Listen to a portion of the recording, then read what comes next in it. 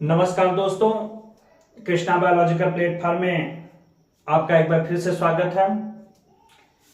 पिछले लेक्चर में हमने आपको कृत्रिम परागण के विषय में परिचय कराया था, जिसमें हमने विपुंसन और बोरा वस्त्रावरण तकनीकी का प्रयोग करके उच्च नस्ल के बीज का निर्माण किया, जिसका उपयोग हम उत्पादन क्षमता में बढ़ोतरी के लिए करते हैं।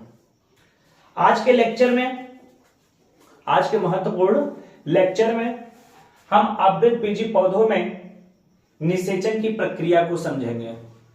आवृतबीजी पौधों में निषेचन की प्रक्रिया को समझेंगे। जैसा कि आप लोग जानते हैं कि निषेचन किसे कहते हैं। नर युग्मक एवं मादा युग्मक, नर युग्मक एवं मादा युग्मक के संयुग्मन की प्रक्रिया को निषेचन कहते हैं। आवृतबीजी पौधों में यह क्रिया परागकण के केंद्रक से बने नर युग्मक तथा बीजांड में उपस्थित एक सेल के संयोजन द्वारा होता है। आवृतबीजी पौधों में यह क्रिया, कौन सी क्रिया? निषेचन की प्रक्रिया परागकण के केंद्रक से बने नर युग्मक एवं बीजांड में उपस्थित एक सेल के संयुग्मन द्वारा होता है। आवृतबीजी पौधे में हम लोग देखते हैं कि परागकण बीजांड के संपर्क में नहीं होता। परागकण बीजांड के संपर्क में नहीं होता, जिसके कारण परागकण सबसे पहले स्त्री केसर के वर्तिकाग्र भाग पर अंकुरित होता है, जिससे नर युग्मक एवं पराग नली का निर्माण होता है। पराग नली नर युग्मकों को बीजांड के भ्रूण कोश में लेकर आती है, जहां पर उपस्थित एक सेल नर युग्मकों के साथ संयुग्मित होकर जाइगोट का निर्माण करती है। आवृतबीजी पौधों में निषेचन की क्रिया विधि को हम लोग 5 चरणों में बांटकर अध्ययन कर सकते हैं। कितने चरणों में? 5 चरणों में बांटकर अध्ययन कर सकते हैं। सबसे पहले परागण की प्रक्रिया में परागकण स्त्री केसर के वर्तिकाग्र भाग पर आएगा और अंकुरित होगा। सबसे पहले परागकण परागण की प्रक्रिया में स्त्री केसर के वर्तिकाग्र भाग पर आएगा और क्या होगा? अंकुरित होगा। उसके पश्चात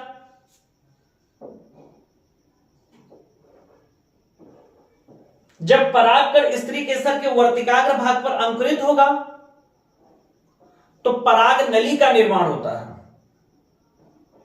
पराग नली का निर्माण होता है और यह पराग नली परागकण में बने नर युग्मकों को बीजांड में लेकर आता है। कहां पर लेकर आता है? बीजांड में लेकर आता है। पराग नली नर युग्मकों को जब बीजांड में लेकर आता है, उसके पश्चात पराग नली भ्रूण कोश में प्रवेश करता है। कहां पर प्रवेश करता है? भ्रूण कोश में प्रवेश करता है। पराग नली जब भ्रूण कोश में प्रवेश करता है तो अपने साथ लाए हुए नर युग्मकों को भ्रूण कोश में स्वतंत्र कर देता है। स्वतंत्र नर युग्मकों में से एक नर युग्मक एक सेल के साथ संयुग्मित होता है। स्वतंत्र नर युग्मकों में से कितने नर युग्मक हैं? 2 नर युग्मक हैं। स्वतंत्र नर युग्मकों में से एक नर युग्मक एक सेल के साथ संयुग्मित होती है, जिसे सत्य निषेचन कहते हैं। ट्रू फर्टिलाइजेशन, जिसे सत्य निषेचन कहते हैं। तो सत्य निषेचन किसे कहता है? भ्रूण कोश में स्वतंत्र नर युग्मकों में से एक नर युग्मक जब एक सेल के साथ संयुग्मित होती है तो इसके संयुग्मन की प्रक्रिया को सत्य निषेचन कहते हैं। और सत्य निषेचन के फलस्वरूप निर्मित द्विगुणित कोशिका को जाइगोट कहते हैं। सत्य निषेचन के फलस्वरूप निर्मित द्विगुणित कोशिका को जाइगोट कहते हैं। और जाइगोट से भ्रूण का विकास होता है। दूसरा नर युग्मक द्विध्रुवी कोशिका के साथ संयुग्मित हो जाती है। दूसरा नर युग्मक द्विध्रुवी कोशिका के साथ संयुग्मित हो जाती है, जिसे त्रिसंलयन कहते हैं, ट्रिपल फ्यूजन, जिसे त्रिसंलयन कहते हैं। त्रिसंलयन किसे कहते हैं? जब दूसरा नर युग्मक द्विध्रुवी कोशिका के साथ संयुग्मित हो जाता है। किसके साथ संयुग्मित हो जाता है? द्विध्रुवी कोशिका के साथ संयुग्मित हो जाता है, तो इस प्रक्रिया को त्रिसंलयन कहते हैं। त्रिसंलयन के फलस्वरूप त्रिगुणित रचना का निर्माण होता है। कौन से गुणित? त्रिगुणित रचना का निर्माण होता है। इस त्रिगुणित रचना को प्राथमिक भ्रूण पोष केंद्रक कहते हैं, प्राइमरी एंडोस्पर्म न्यूक्लियस, अर्थात प्राथमिक भ्रूण पोष केंद्रक कहते हैं। और यही प्राथमिक भ्रूण पोष केंद्रक भ्रूण पोष अर्थात एंडोस्पर्म में परिवर्तित हो जाता है। एंडोस्पर्म का काम क्या है? यह विकसित होते हुए भ्रूण को पोषण प्रदान करता है।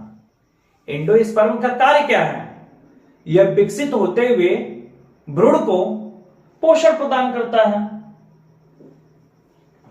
इस प्रकार आवृतबीजी पौधों में निषेचन 2 बार देखने को मिलती है। निषेचन 2 बार देखने को मिलती है।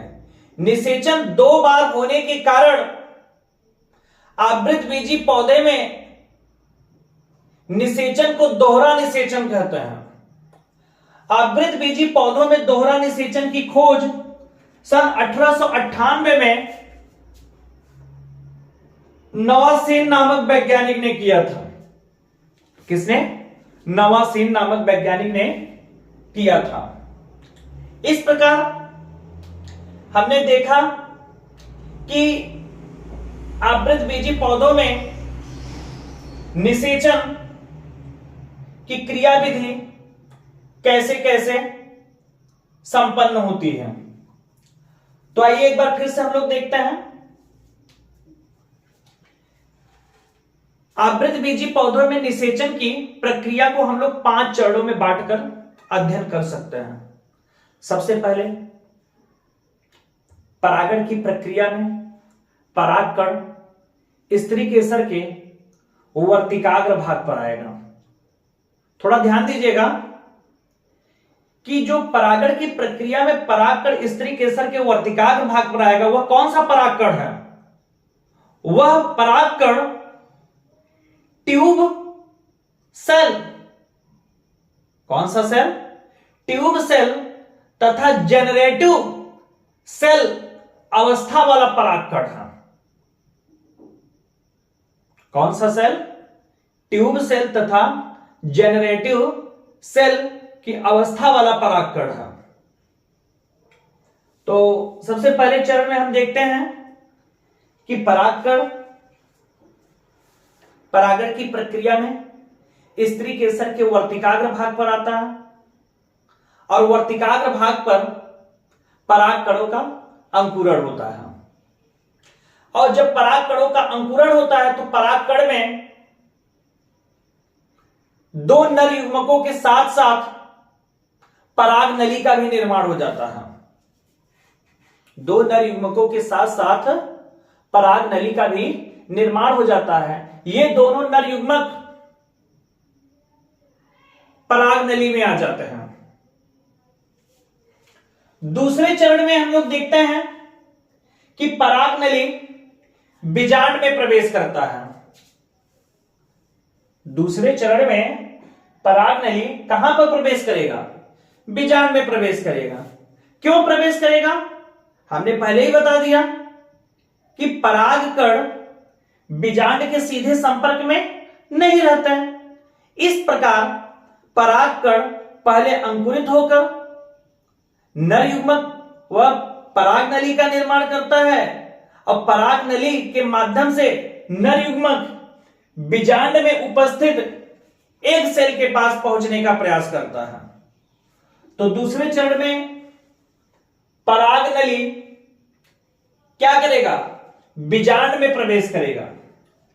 परागनली बीजांड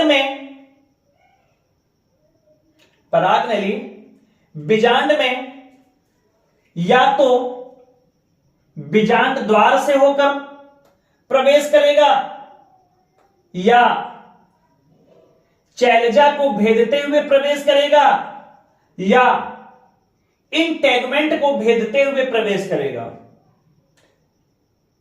जब परागनली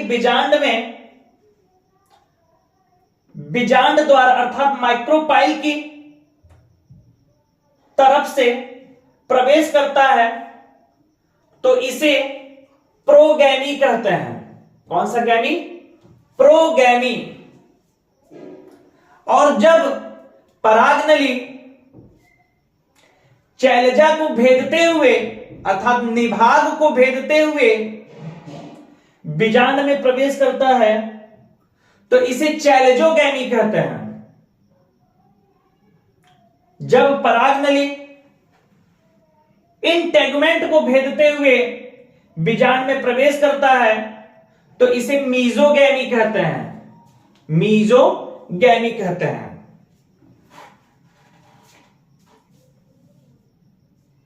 परागनली जब बीजांड में प्रवेश करता है तो उसके पश्चात तीसरे चरण में परागनली भ्रूण कोश में प्रवेश करने लगता है। परागनली भ्रूण कोश में प्रवेश करते समय एग सेल और सिनर्जिड को भेदते हुए प्रवेश करता है। किसको? एग सेल व सिनर्जिड सेल को भेदते हुए प्रवेश करता है। एग सेल व सिनर्जिड सेल, ये देखिए एग सेल है और इधर क्या है? सिनर्जिड सेल है। एग सेल व सिनर्जिड सेल को भेदते हुए प्रवेश करता है। एक बार जब परागनली भ्रूण कोश में प्रवेश करता है तो भ्रूण कोश का जो द्रव्य होता है वह परागनली के सिरे को गलाने लगता है, जिससे परागनली में दोनों नर युग्मक स्वतंत्र हो जाते हैं। जिससे परागनली में दोनों नर युग्मक स्वतंत्र हो जाते हैं, जिससे भ्रूण कोश में परागनली में उपस्थित दोनों नर युग्मक स्वतंत्र हो जाते हैं, जो कि आवृतबीजी पौधों में निषेचन की प्रक्रिया का चौथा चरण होता है। कौन सा चरण होता है? चौथा चरण होता है।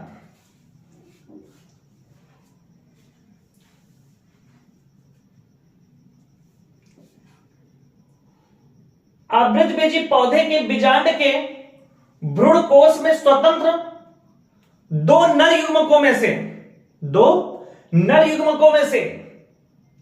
एक नर युग्मक एक सेल के साथ संयुग्मित हो जाती है। एक नर युग्मक बीजांड के भ्रूण कोश में स्वतंत्र दो नर युग्मकों में से एक नर युग्मक एक सेल के साथ संयुग्मित हो जाती है तथा दूसरा नर युग्मक सेकेंडरी न्यूक्लियस के साथ संयुग्मित हो जाती है।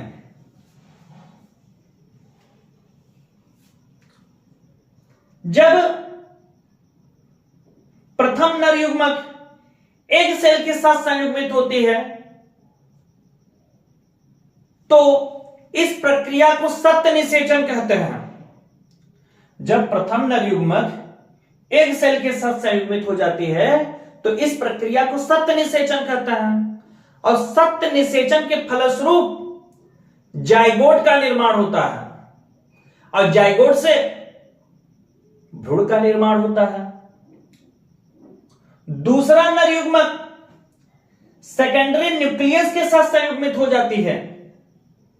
दूसरा नर युग्मक सेकेंडरी न्यूक्लियस के साथ संयुग्मित हो जाती है। सेकेंडरी न्यूक्लियस द्विगुणित होता है। जब दूसरा नर युग्मक सेकेंडरी न्यूक्लियस से संयुग्मित होता है तो इस प्रक्रिया को त्रिसंलयन कहते हैं और त्रिसंलयन की प्रक्रिया के फलस्वरूप त्रिगुणित रचना का निर्माण होता है जिसे प्राथमिक भ्रूणपोष केंद्रक अर्थात प्राइमरी इंडोस्पर्म न्यूक्लियस कहते हैं। यह प्राइमरी इंडोस्पर्म न्यूक्लियस भ्रूणपोष इंडोस्पर्म का निर्माण करता है। इंडोस्पर्म जाइगोट से बने भ्रूण का पोषण करता है। इस प्रकार हमने आवृतबीजी पौधों में देखा कि इसमें निषेचन 2 बार होता है। कितने बार होता है? 2 बार होता है।